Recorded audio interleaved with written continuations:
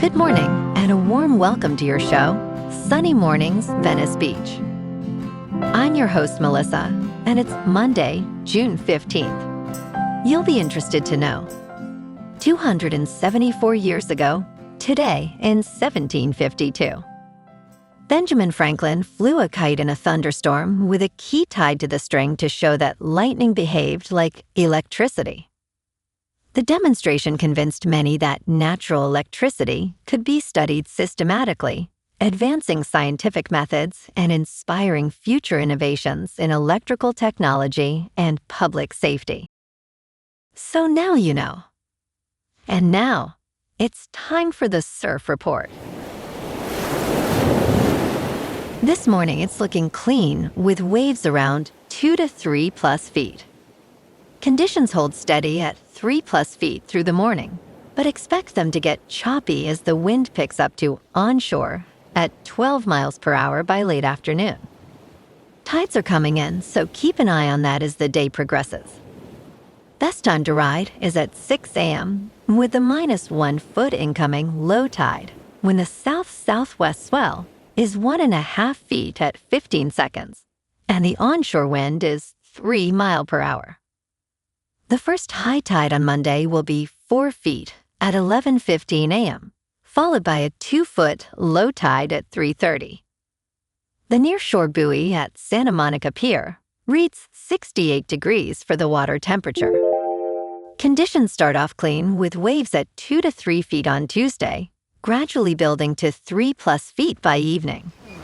Wednesday sees a steady swell of 3 to 5 feet, with clean conditions early but choppy later in the day.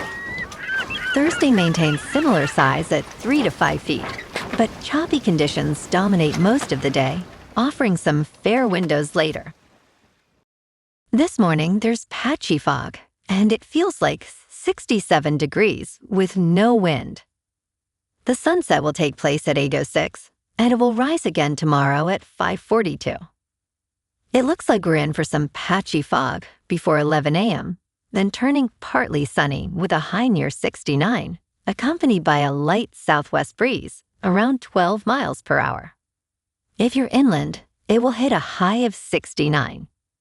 Tonight, expect more patchy fog after 11 p.m. with mostly cloudy skies, a low around 62, and light winds around 12 miles per hour. Looking ahead in the weather. Tuesday and Wednesday feature patchy fog in the mornings before 11 a.m., then mostly sunny skies with highs near 69 on Tuesday and near 68 on Wednesday, and southwest winds up to 15 miles per hour on Tuesday. Thursday into Juneteenth stays mostly sunny with highs near 67 and overnight lows in the low 60s. Bonjour, food enthusiasts. This podcast is brought to you by Versailles Cafe and Pastries in Encinitas. Nestled on El Camino Real South, just north of Encinitas Boulevard, this cafe is a haven for culinary delights. Indulge in their amazing Eggs Benedict or their gluten-free crepes. You can grab a panini for lunch or just breeze on through to get your morning coffee. They are open every day from 8 to 5. So stop on by and don't forget to tell them Sunny Morning sent you. In local news, FBI agents seized about 15 drones near SoFi Stadium and LA Memorial Coliseum during World Cup events, violating temporary flight restrictions, according to Amir Isai, special agent in charge of counterterrorism and crisis response at the FBI's Los Angeles field office. The Federal Aviation Administration designates stadiums hosting World Cup games as no drone zones on match days. Isai emphasized, "We have a zero-tolerance policy when it comes to drones violating the temporary flight restrictions." Drones are prohibited within a 3 nautical mile radius of SoFi and a 1 nautical mile radius of the Coliseum, with violators facing fines of up to $100,000 and potential federal charges.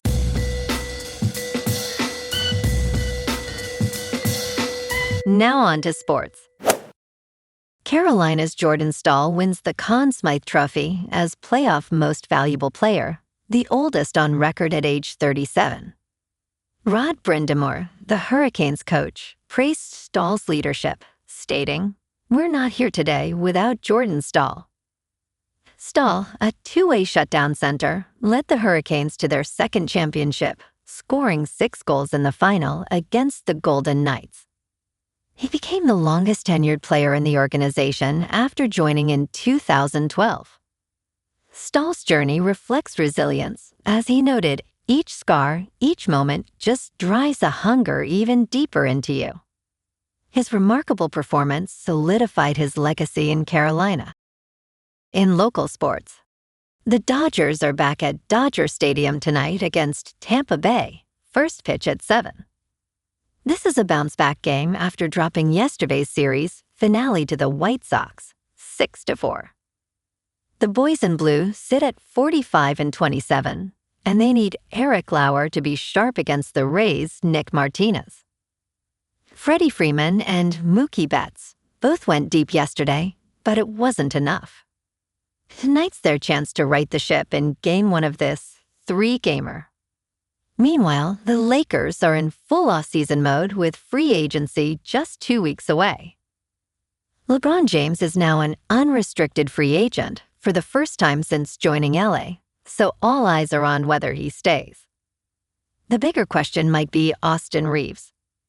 The All-Star guard will enter unrestricted free agency after declining his player option, and Brooklyn is already sniffing around. The good news? LA's got cap space and draft picks to work with. The team is already working out prospects, including Arkansas guard Malik Thomas, as they prep for the draft later this month. Over with the Rams, Sean McVay has canceled mandatory minicamp after wrapping OTAs. More importantly, Aaron Donald is more likely than not making a comeback. Adding the Hall of Famer to a defense that just traded for Myles Garrett.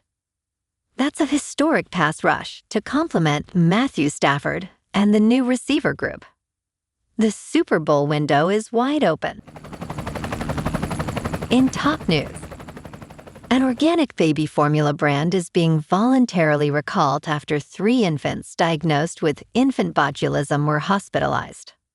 According to a notice from the Food and Drug Administration, the affected infants consumed Nara Organics powdered infant formula, sold at Target stores throughout the United States.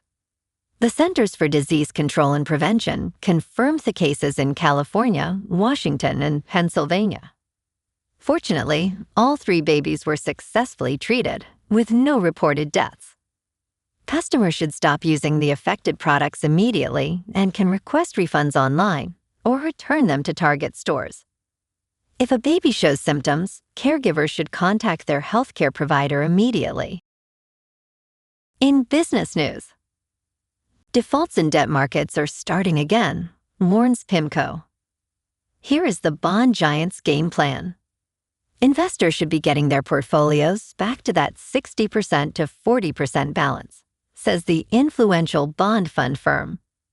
With defaults set for a comeback and stock market valuations looking stretched, investors should be turning to fixed income to help anchor portfolios, says bond fund giant Pimco.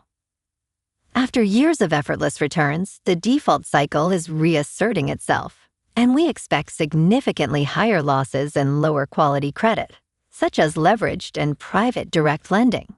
A team at the $2 trillion management firm, led by Richard Clarida, said in a recently published outlook.